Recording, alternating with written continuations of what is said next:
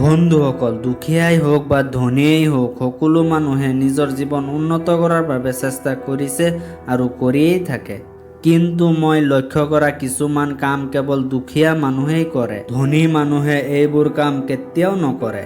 আৰু আপুনি যদি এইবোৰ কাম কৰে তেনেহ'লে যিমান সোনকালে পাৰে এইবোৰ কাম এৰি দিয়ক। এইবোৰ কি কি কাম কেৱল দুখীয়া মানুহে কৰে, ধনী মানুহে কেতিয়াও নকৰে, জানি লওঁ আহক। নম্বৰ 1, দুখীয়া মানুহে বেছি সময় টিভি চায়। যদি আপুনি বেছি সময় টিভি চায় আৰু চাবলৈ অধিক সময় পায় তেনেহ'লে আপুনি দুখীয়া।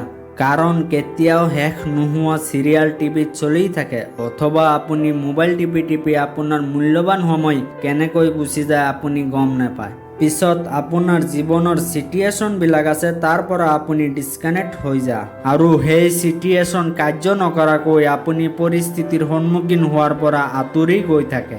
আনহাতে যিসকল এই পৃথিৱীত সফল বা ধনী মানুহ, তেওঁলোকৰ বহুমূলীয়া সময় সাধাৰণ মানুহৰ দৰে টিভি চাই মোবাইল টিপি সময় নষ্ট নকৰে। তেওঁলোক নিজৰ লক্ষ্যৰ প্ৰতি ফ'কাছ থাকে। তেওঁলোকে এনেদৰে কাম কৰি থাকে, পিছত তেওঁলোক নিজেই এদিন টিভিৰ ভিতৰত আহে আৰু মানুহে তেওঁলোকক টিভিত দেখে। নম্বৰ 2, দুখীয়া মানুহে বেছি সময় শুই থাকে। এটা কথা আছে নহয়, দুখীয়া মানুহ ধনী মানুহতকৈ বেছি এলেহুৱা হয়। এই কথাটো আপোনালোকৰ বেয়া লাগিব পাৰে, কিন্তু এয়াই সঁচা। কাৰণ এজন ব্যক্তি যৌৱন বয়সতেই বেছি এক্টিভ থাকে। যদি আপুনি বেছি সময় শুই থাকে তেনেহ'লে আপুনি নিজকে ভালদৰে এডুকেট কৰিবলৈ সক্ষম নহয়। কাৰণ আপোনাৰ জীৱন উন্নত কৰাৰ বাবে যি বয়সত কাম কৰা বা পঢ়া শুনা কৰা উচিত, সেই বয়সটো আপোনাৰ শুই পাৰ হৈ যায়। পিছত যেতিয়া আপোনাৰ পৰিয়ালৰ মানসিক চাপ আপোনাৰ ওচৰলৈ আহে, তেতিয়া আপোনাৰ জীৱনত যুদ্ধ আৰম্ভ হৈ যায়। গতিকে তেওঁলোকেই জীৱন যুদ্ধত পিছুৱাই যায়। নম্বৰ 3, দুখীয়া মানুহে ৰেছপঞ্চিবিলিটি নলয় আৰু নিজৰ দুৰ্ভাগ্যৰ বাবে আনক দোষাৰোপ কৰে। বন্ধুসকল, কিছুমান কাম আছে আমাৰ নিয়ন্ত্ৰণত নথকা, কিন্তু জীৱনৰ 99% কাম আমাৰ ওপৰতেই নিৰ্ভৰ কৰে আৰু আমি ইচ্ছা কৰিলেই নিয়ন্ত্ৰণ কৰিব পাৰোঁ। যেনে জীৱনটো সঠিক পথত ৰখা আৰু স্বাস্থ্য সম্পৰ্ক ভালদৰে ৰখা। এনেদৰে বহুত কাম আমাৰ ওপৰতেই নিৰ্ভৰ কৰে।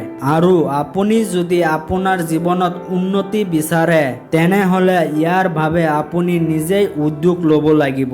বন্ধুসকল, দুৰ্ভাগ্যজনকভাৱে কিবা বেয়া হ'লে দুখীয়া মানুহজনে নিজেই ভাঙি পৰে, অথবা তেওঁলোক নিজৰ ভাগ্যক দোষাৰোপ কৰিবলৈ আৰম্ভ কৰে বা আন মানুহক দোষিবলৈ আৰম্ভ কৰে। আনহাতে ধনী মানুহৰ লগত যদি কোনো বেয়া হয়, সি জানিবলৈ চেষ্টা কৰে কিয় এনেকুৱা হ'ল আৰু নিজৰ ভুলৰ পৰা শিক্ষা লয় আৰু ভৱিষ্যতত এনেকুৱা ভুল হ'ব নোৱাৰে তাৰ বাবে ব্যৱস্থা লয়। নম্বৰ 4, দুখীয়া মানুহ দুখীয়া মানুহৰ মাজতেই থাকে। বন্ধুসকল, আপুনি যাৰ লগত আড্ডা দিয়ে আৰু যিবিলাকৰ লগত ফুৰিছে, তেওঁলোকৰ 4জন যদি দুখীয়া হয় তেতিয়াহ'লে 5 নম্বৰ ব্যক্তিজনৰ বিষয়ে আপুনি নিজেই অনুমান কৰিব পাৰিছে। যিসকল মানুহে সদায় দুখীয়া মানুহৰ লগত থাকে, তেওঁলোকৰ চিন্তা ভাৱনাও দুখীয়া মানুহৰ দৰে হৈ পৰে। বন্ধুসকল, আপুনি আপোনাৰ চাৰিওফালে এনেকুৱা মানুহৰ লগত বন্ধুত্ব কৰক যিসকলে আপোনাক ইনস্পায়াৰ কৰিব। তেওঁলোকে আপোনাক আগুৱাই যোৱাত সহায় কৰিব। যিসকলে নিজেই জীৱনত সফলতা লাভ কৰিছে, তেওঁলোকেহে আপোনাক মটিভেট কৰিব পাৰে। আৰু আপুনি আপোনাৰ বেছিভাগ সময় কাৰ লগত কটায় সেই বিষয়ে এবাৰ চিন্তা কৰিব লাগে। নম্বৰ 5, দুখীয়া মানুহে নিজৰ জীৱনলৈ বেছি অজুহাত দেখুৱায়। আপুনি জানে আমাৰ মাইণ্ডত হেজাৰ চিন্তা ভাৱনা আহে। এনেদৰে দুখীয়া মানুহৰ মাইণ্ডত হেজাৰ চিন্তা, ভাল কাম কৰিবলৈ আইডিয়া আহে আৰু এইবোৰ কাম কৰিবলৈ তেওঁৰ ভিতৰত শক্তিও থাকে, কিন্তু তেওঁ এইবোৰ কাম কেতিয়াও ফলো নকৰে। তেওঁলোকে কৈ থাকে আজি নহয় কালি, কালি নহয় পৰহি, এনেকৈ সময় নষ্ট কৰি থাকে। তেওঁলোকে কেতিয়াও একশ্যন নলয়। আনহাতে ধনী মানুহে নিজৰ লক্ষ্যৰ প্ৰতি ফ'কাছ থাকে আৰু সময় নষ্ট নকৰাকৈ সোনকালে পদক্ষেপ লয় আৰু জীৱনত বহুত সফলতা লাভ কৰে। ভিডিঅ'টো শেষলৈকে চোৱাৰ বাবে আপোনাক বহুত ধন্যবাদ।